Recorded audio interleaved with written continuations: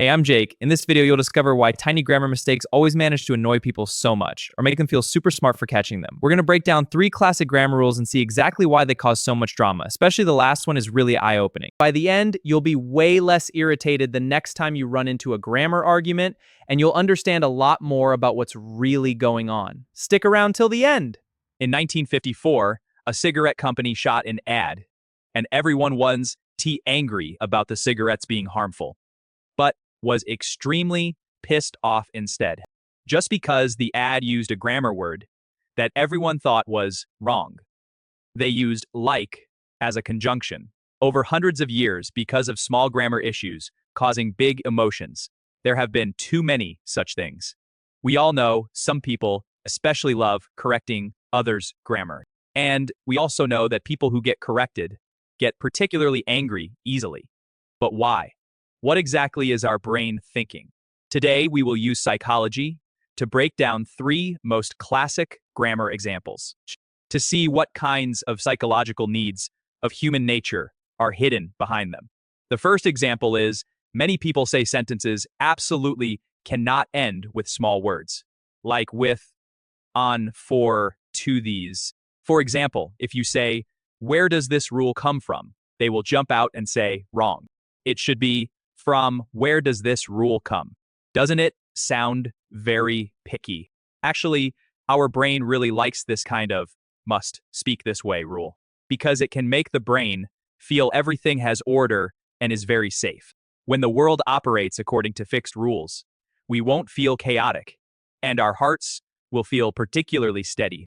This is the brain pursuing the psychology of sense of control at work.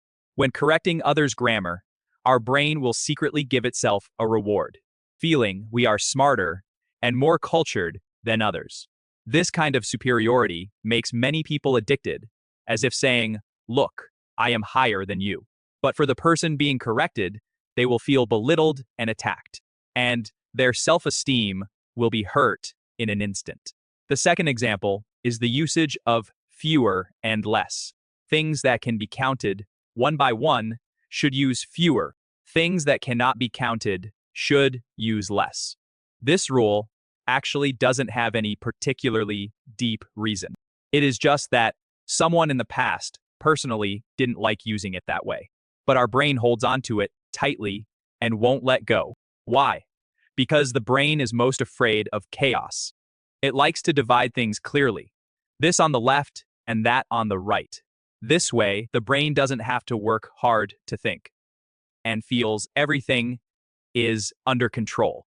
So when someone breaks these small rules, our brain will sound the alarm. Wrong. The world is going to be chaotic.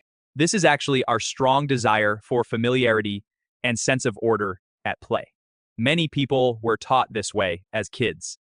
So when they grow up, they feel it must be this way. And they feel uncomfortable all over when they see something different.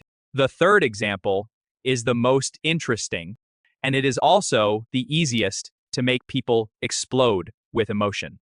It is whether they can be used to refer to one person. In the past, many grammar books said they can only refer to many people and cannot refer to one person. Now, many people, especially non-binary or transgender friends, like to use the fen to refer to themselves. Why does this tiny change make so many people angry and quarrel? Because the brain treats language as an identity signals. When language rules change, the brain feels our familiar world is changing. This triggers a deep sense of insecurity. Some people will feel even language has changed. Am I falling behind the times? While others feel that using they to respect others is a kind and inclusive act. The brain is divided into 2 sides on this issue. One side desperately wants to keep the old order. The other side wants to be understood and accepted. You see, all these grammar arguments are not really about the words themselves. They are about the 3 psychological needs inside us. The need to control, the need to feel smarter, and the need to feel part of a group. Psychology tells us language is not cold rules. It is a living social game. We use grammar to show which category of people we belong to. And we also use it to judge whether others are in our group. So next time you see someone crazily correcting grammar, don't get angry right away. That might be his brain working hard to maintain its own sense of control and superiority. Next time, you yourself can't help wanting to correct others. Stop and think, am I seeking that little satisfaction of I know more than you? Language's real purpose is not to be perfect. It is to let everyone understand each other and connect better. Once you understand this psychology, next time you see a 10 items or less sign, or when someone uses they to refer to one person, you won't get so easily irritated. You will smile and think, oh, it's our brain playing those old tricks again.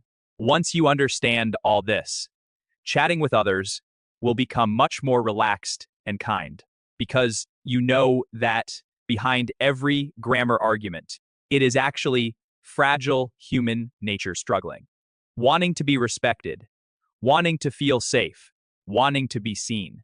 Language is for connecting, not for judging. Remember this point, and you win this little game of the brain.